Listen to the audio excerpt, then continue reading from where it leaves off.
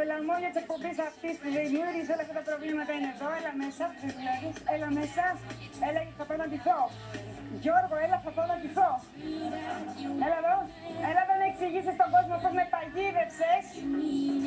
Πού είσαι, θα έρθω σε πάρω, θα σε πάρω εγώ. Δεν έχει ακουστικά. Έλα με... Όχι, δεν είναι καλά.